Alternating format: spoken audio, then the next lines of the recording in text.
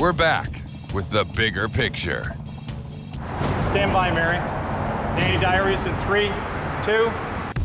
They take care of our children and clean our houses, but who's protecting them? They are nannies, and what's happening to some of them across Canada is absolutely criminal. Our Carolyn Jarvis tonight with their heartbreaking stories.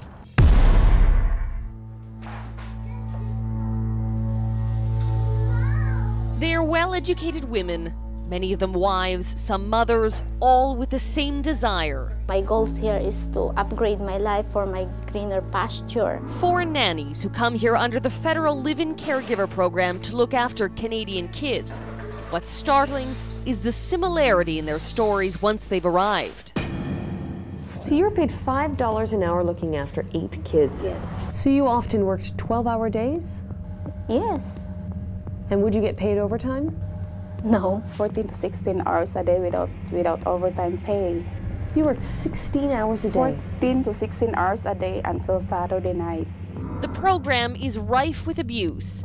Created in 1992 in place of a national daycare system, the live-in caregiver program seems ideal for a woman looking to make a life in Canada. The premise is that if a caregiver works 24 months in a 3-year period, they can apply to be a Canadian citizen as well as sponsor their family. They have to work 8 hours a day, 5 days a week, get paid minimum wage, and have their own room. That is, in theory.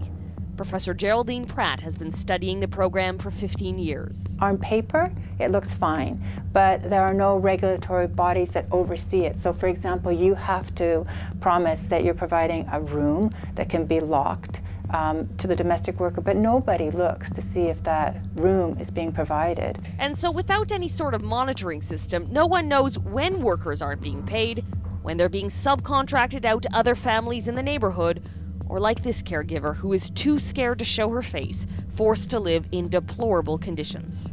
Just like a mobile home. A mobile home? Yeah. And did you have your own room? No. So where did you sleep? I stayed with the young kid. In the same bed? Yes. She was supposed to earn $900 a month, but it didn't take long for the paychecks to stop coming. I can remember they gave me $25. They gave you $25 Yes. as a salary for 2 weeks, that was? Yes. Perhaps most heartbreaking is the fact her story is not unique.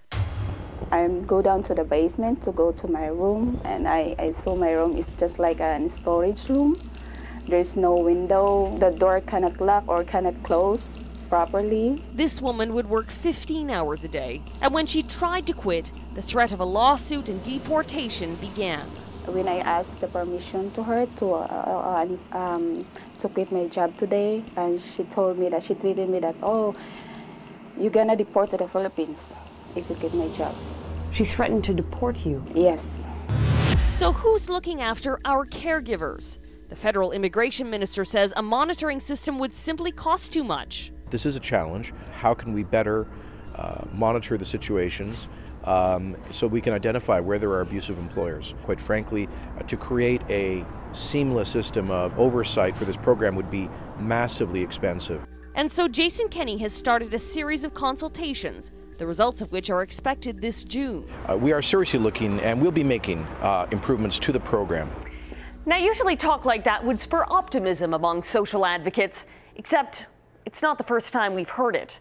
Back in 2002, Denis Coderre made changes to the live-in caregiver program during his time as immigration minister. Then Judy Sgro came into office and presented a review of LCP, but the problems only continued. The next minister, Joe Volpe, held a national roundtable, and well, we're still where we're at today. So the question everyone's wondering is, will this latest promise of change finally bring about the change caregivers need? We're saying no to the LCP. Scrap the LCP. Many argue the fundamentals of the system itself are flawed and want it abolished. What we see is the condition is getting worse. The situation of our work members in our community is worsening, especially with the rapid changes with different level of government. I think we need to see it as a migration program. I mean, the federal government sees it as a temporary work visa program.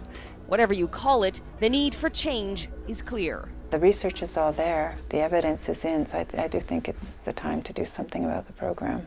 Because while the government sits idle, countless workers are feeling increasingly trapped, waiting for words to amount to something.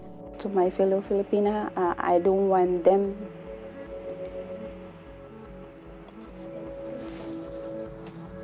to experience what my experience. Next on 16 by 9. Canadian companies are making a profit off foreign workers. Are they legal, and who's cracking down on them? Slavery, and it shouldn't happen. I'm a children to support. Did you miss something? Watch our show 16 by 9 online at global16by9.com.